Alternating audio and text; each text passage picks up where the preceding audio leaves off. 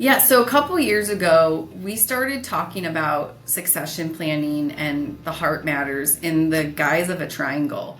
So basically, the way we map out the triangle is liquidity's at the top, and then you have relevancy and legacy at the two other points.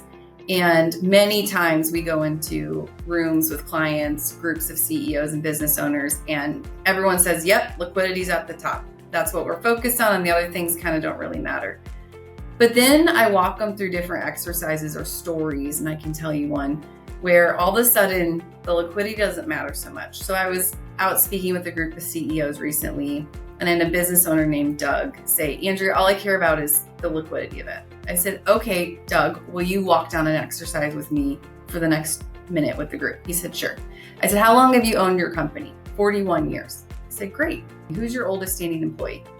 He said, John. I said, what does John do? John runs sales. Great. How long's John been with the company? 41 years. I said, okay, so he was boots on the ground at the beginning. Yep, grew it with me. Awesome.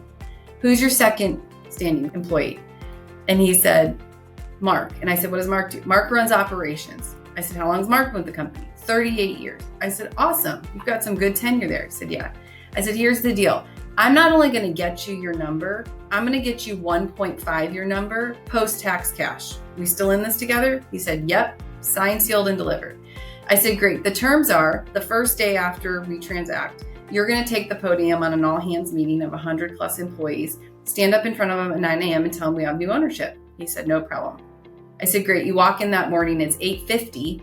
New owners pull you aside and say, hey, by the way, John and Mark just got their pink slips. They're no longer with the company. We need you to let everybody know, and you're not allowed to speak to them for the next 3 years because you're under a confidentiality agreement. Thanks so much. He got real quiet.